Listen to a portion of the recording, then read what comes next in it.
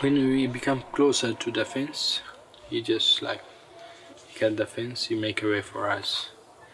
And he said just when you will, there was a road in the middle. So he told us when you will want to cross the road, just run.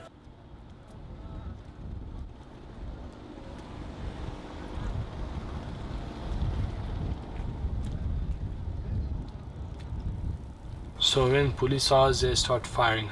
We was like about 200 people. 100 people they ran, they made it, and like rest of them left behind. There was many people they was not able to walk. One guy died in the border.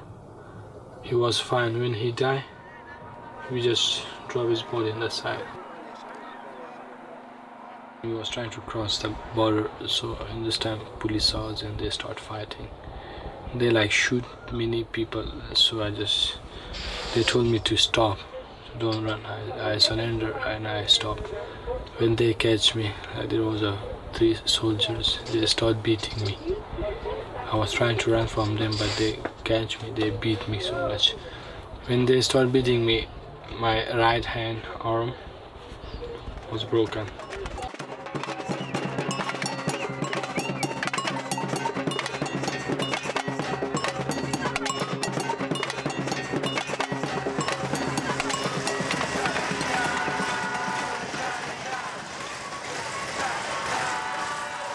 I was at school, we were just living normally and, doing what everyone in the UK does.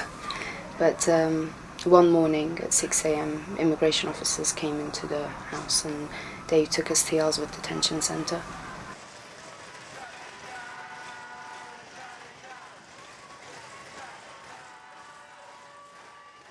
We applied for asylum and then we had to wait for 6 years before being detained. It's a process where they make you wait. Some people wait for 20 years, some people wait for a year. We waited for 6 years and our case was refused. Detained, I think, is a light word, imprisoned, really. Me and my mum slept in one room and the windows only opened a few inches and they were sealed from the outside so no one could see in. But there was no one outside. Yeah, roll calls 3 times a day. Prison, what you imagine a prison to be, it was that.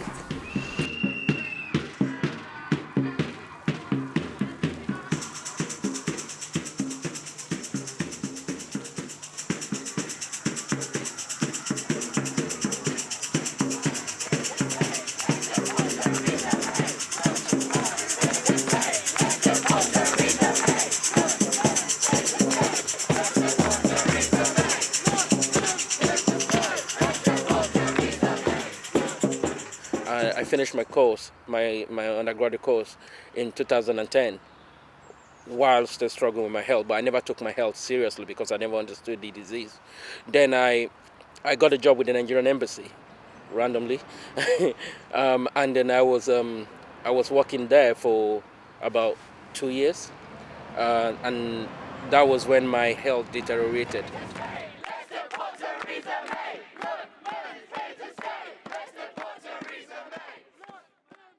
That is when I put in a fresh application on medical grants, which is called FLR, further leave to remain orders.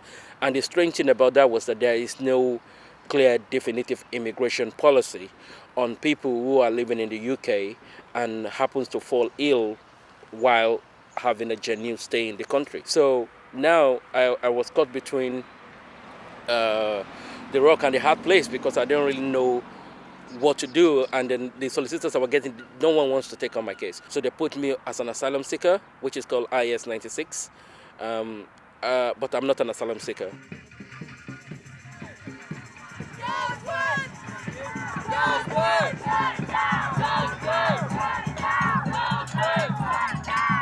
The whole thing is a shock. I mean, you're imprisoning innocent people who haven't committed any crime. When I was in there were a lot of children, babies, pregnant women inside the wing, the family wing, they'd call it. Yes, the healthcare, the treatment of the guards.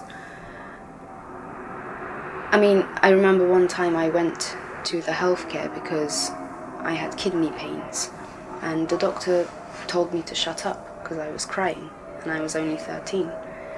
People don't have to wait for 20 years, 15 years, 6 years, like, for a decision to be made, only for them to be, woken up at 6 a.m. in the morning and then taken into a B-class prison. I think that's a major problem, because it's treatment, how they treat people, and they don't treat them well, so it's a huge problem when it comes to the asylum process and how it treats people. I left Sudan, that was 2009, and I was in Libya. During that time, Libya was not crisis, so life was very good, okay for me. And after the crisis of Libya just started, I can return back to Sudan, because where I born, there is violence everywhere. Now, the situation of Sudan now the rebel groups are created by different groups. Sometimes many of them, they used to tell young boys, if like they saw as young boys whom they are not married, they take you force to military to join them.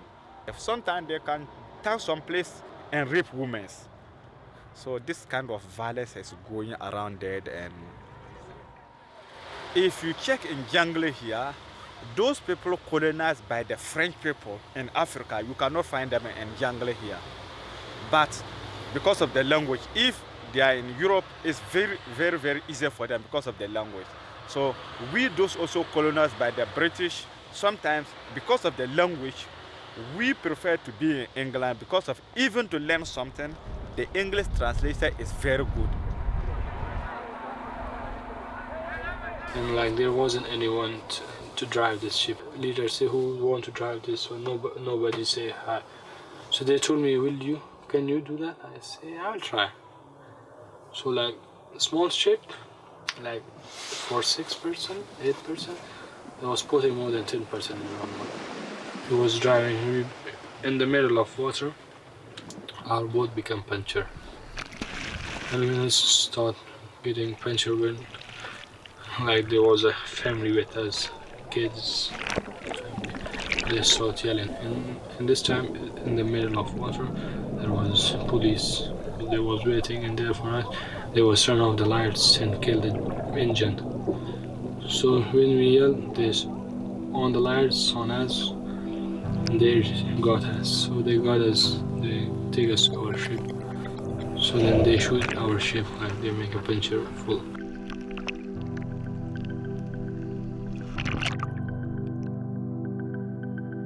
In the course of my study, I usually go to Croydon every month to sign on. And no one told me anything at Croydon, And then suddenly the university told me that the Home Office has instructed them to cancel my studentship. And I could not understand. They wouldn't talk to me. They said the Home Office said they've spoken to me. No one had spoken to me. So that between May and January 2016, May 2015 and January 2016, I just dive back to depression. I submitted my dissertation as usual, but then the university cannot even touch it. The academics cannot even touch it because they can lose their job because of that. Everybody is trying where to find any way to get to England. So sometimes here, life is very bad and very difficult. There are many societies like Afghani, Kurdish, they have take migrant life, making money. If they have opportunity somewhere, people trying to get inside, they will go and capture those places, and they are using people to make human traffic. So immediately, if they saw you at the train station or any filling station, and they did not take money from you, what happened to me, they will do it to you. If they care about people would prefer to stay here. But what is the care? If someone have injury, they don't care. They will not treat you. They'll just look at you as just migrant. They will not care about you. So the people France, the reason why we don't want to stay here, they don't care. My first brother died in 2011, and the second died in 2012. So it's less than 4 month gap between them from the same disease, and I from hepatitis B, and I just spiral out of my normal self, and I just become the shadow of myself because I was having this guilt of having this illness and being able to access this treatment, and I'm at the same time my brothers were dying, and I was so mad that I could not go and pay them their last respect. I was so mad that I cannot really give my mom the kind of support she needs, and that is just, it's very depressive, and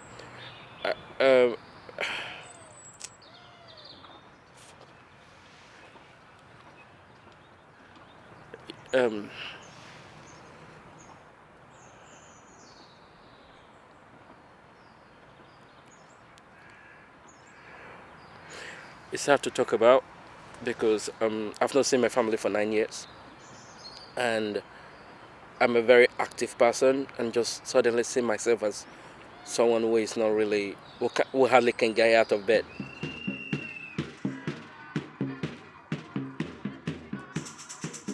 When you're 13 or 12 and you just start discovering what you like, what kind of music you like, I didn't have those because I was busy sorting out the things Home Office was putting in front of us. When we were to be deported on the 15th of November 2007, the immigration officers pushed my mum onto the ground and physically assaulted her and me, and I was 13, and we reported this, but no one did anything about it.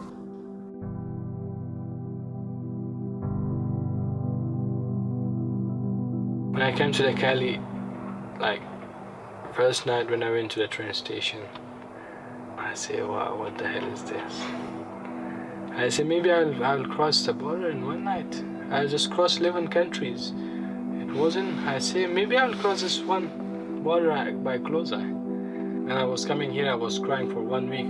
How I'll deport myself back to my country. I asked for many people that I want to go back to my country. I want to deport myself.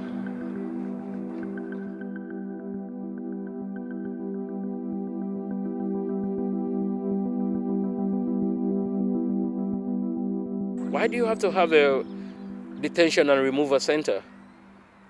Where I come from, we put the so-called expatriate on a very high pedestal. Like, they get the kind of job that we cannot even get as Nigerians or Africans. And I can't see the difference between expatriate and immigrant. We're both looking for economics of better life or trying to earn some living, So the idea that you have to have a detention center to implement the law, or the idea of some people who are just here to take advantage of us, is ridiculous. Absolutely ridiculous. And the fact that the state is now, it claims that is or the idea that there's an idea of a British value. And if that's truly having a detention and having a removal center is part of British value, I think it's a very utilitarian society we're living in right now, not the democratic one.